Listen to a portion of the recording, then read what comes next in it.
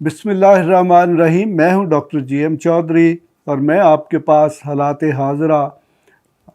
आइनी अमूर, कानूनी अमूर और फिर मुल्क की सियासत जो है उस पर मुख्तलिफ प्रोग्राम लेकर हाज़िर होता हूं।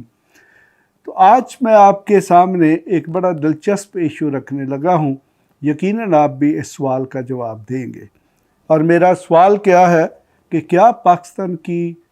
आला अफसरशाही जो है, यानी कि जो सीनियर ब्यूरोक्रेसी है, वो सारी की सारी करप्ट है, बददयानत है।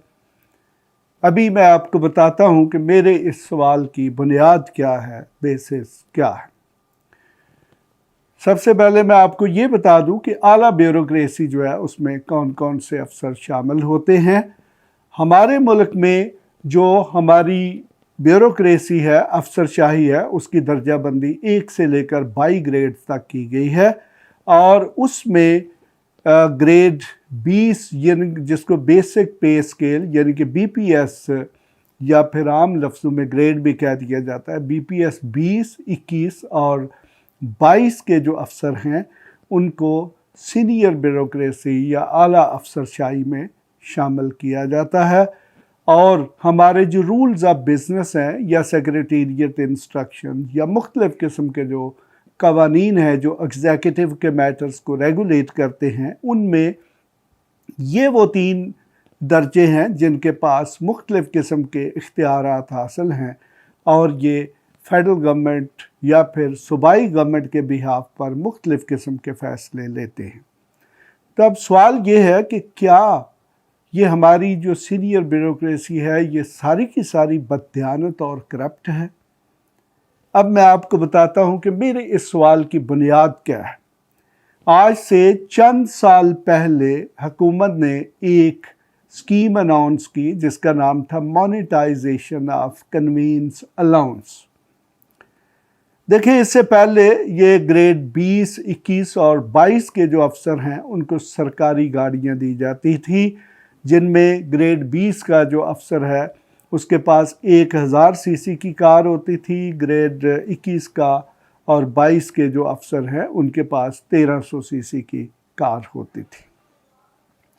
लेकिन फिर ये आई थिंक कि एक गवर्नमेंट के दौर में ये फैसला किया गया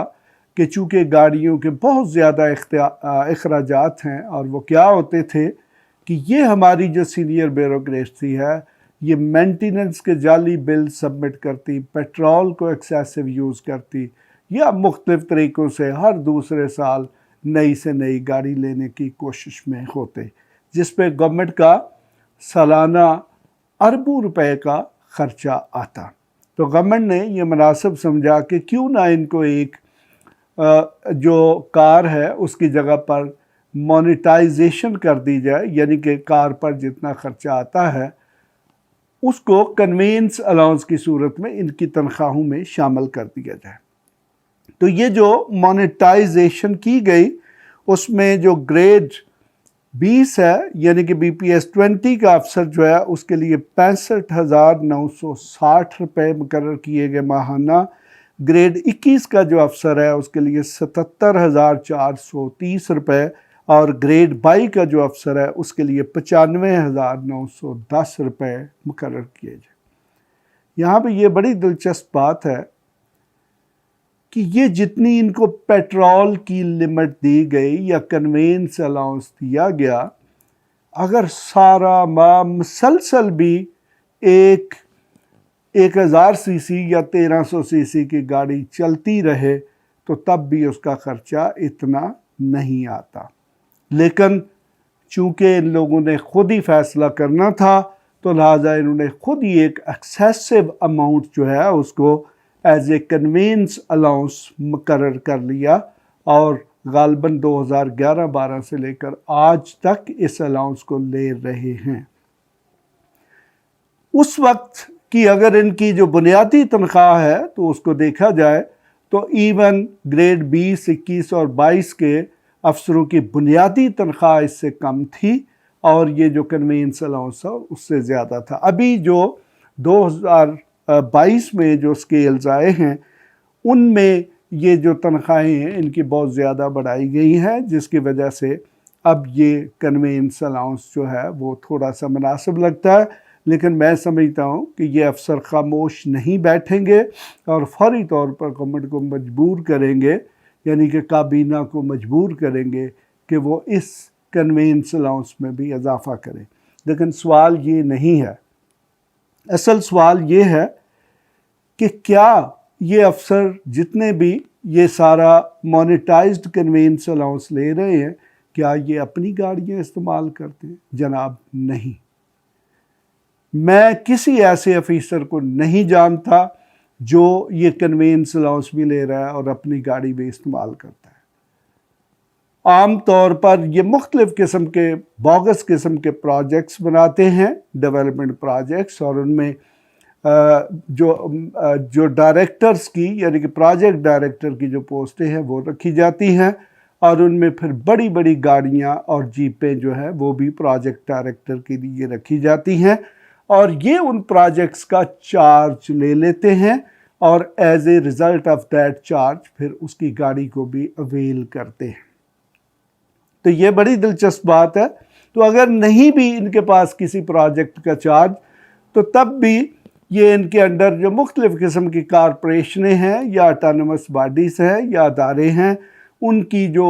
ایڈمنسٹریشن ہے ان کو مجبور کرتے ہیں کہ ان کو گاڑی بھجوائے۔ تو نتیجہ کیا ہے کہ یہ حکومت پاکستان کے خزانے سے یہ بڑی بڑی رقوم بھی ماہانہ لے رہے ہیں، اور اس کے ساتھ ساتھ سرکاری گاڑیاں بھی استعمال کر رہے ہیں۔ اب سوال یہ پیدا ہوتا ہے کہ اگر ہمارے ملک کی جو افسر شاہی ہے، سینئر بیوروکریسی، یعنی کہ بی پی ایس 20، 21 اور 22 کے افسر ایک سمجھ لے کہ 65,000، 77,000 یا 95,000 روپے کی ہیرا پھیری اور بددیانتی کرنے سے باز نہیں آتے، تو پھر یہ جو کروڑوں روپے کے فیصلے کرتے ہیں وہ دیانتداری پر کیسے مبنی ہوں گے؟ تو اس سلسلے میں آپ کے لیے ایک سوال چھوڑے جا رہا ہوں، اور یہ تمام کی تمام بیوروکریسی کے لیے بھی یہ سوال چھوڑے جا رہا ہوں کہ اگر آپ سرکاری محکمے میں ہونے والی جو پروکیورمنٹس ہیں، پرچیزز ہیں، ان کی قیمتیں دیکھیں گے، تو جو کرسی ہم اپنے گھر کے لیے 5,000 کی خریدتے ہیں، تو سرکاری دفتروں میں آپ دیکھیں گے کہ وہی کرسی 10,000، 15,000 یا 20,000 میں خریدی گئی ہوگی۔ مقصد کیا ہے کہ ہر سرکاری پروکیورمنٹ جو ہے اس میں ان تمام افسروں کے کک بیکس اور کمیشنز شامل ہوتے ہیں۔ تو اب نتیجہ کیا نکلے گا؟ یقیناً جس ملک کو اس ملک کی سول سروس یا انتظامیہ خود لوٹ رہی ہو، تو پھر اس ملک کا جتنا جی چاہے بڑا بجٹ ہو، تو اس ملک کی جو معاشی حالت اور اکانومی ہے وہ کبھی بہتر نہیں ہو سکتی۔ تو اب چونکہ پالیسی میکنگ کا کام جو ہے وہ سیاستدانوں سے ہے، اور سیاستدان چونکہ ہمارے ملک میں خود کرپٹ ہیں یا ان پر کرپشن کے ایلیگیشنز ہیں، تو یقیناً کوئی بھی ایسا سیاستدان جس پر خود کرپشن کے چارجز ہیں، وہ ان افسروں کی حمایت حاصل کرنے کے لیے، تاکہ یہ اس کے راستے میں رکاوٹ نہ بنے اور اس کی مرضی کے فیصلے کریں، ان کو قطعی طور پر نہیں پوچھتے، اور نہ ہی کوئی ایسی پالیسی لے کر آتے ہیں جس سے جو ہماری بیوروکریسی ہے اس کا احتساب ممکن ہو سکے۔ تو اس طریقے سے اس وقت جو ہماری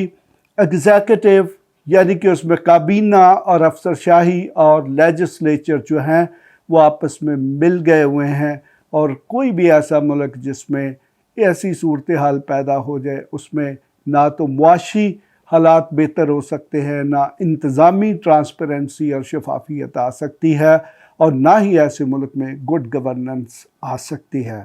تو ہمیں تمام قوم کو اس موضوع پر سوچنا پڑے گا، کیونکہ یہ تو وہ لوگ ہیں جو لوٹ مار کر کے دوسرے ملکوں کو بھاگ جائیں گے۔ پچھلے دنوں اخباروں میں اور پارلیمنٹ میں کچھ سٹیٹسٹکس دی گئی جن میں اکثر جو یہ ہماری سینئر بیوروکریسی ہے اس کے افسران کی جو فیملیز ہیں وہ بیرون ملک سیٹل ہیں، یا ان کے پاس دوسرے مغربی ممالک کی نیشنلٹیز ہیں، جن میں کینیڈا، آسٹریلیا، نیوزی لینڈ یا پھر دوسرے یورپی ممالک شامل ہیں۔ تو جس ملک میں اس کی بیوروکریسی جو ہے اس کی اپنے سسٹم کے ساتھ، اپنے آئین کے ساتھ اس قسم کی کمٹمنٹ ہو تو ایسا ملک کبھی ترقی نہیں کر سکتا۔ تو پاکستان میں یا تو پھر کرپشن رہے گی تو یا پھر پاکستان رہے گا، تو اس کا فیصلہ ہمیں خود کرنا ہے۔ ہماری جو سول سروس اور ہماری جو سیاستدان ہیں ان کا جو اخلاقی معیار ہے وہ سب آپ کے سامنے ہیں، ان کے جو کرپشن کے سکینڈلز ہیں وہ بھی آپ کے سامنے ہیں۔ اس کے ساتھ ہی میں ڈاکٹر جی ایم چودھری آپ سے اجازت چاہتا ہوں۔ آپ میرے چینل کو سبسکرائب کر لیں تاکہ آپ کو لیٹسٹ انفارمیٹیو جو پروگرامز ہیں وہ ملتے رہیں۔ خدا حافظ۔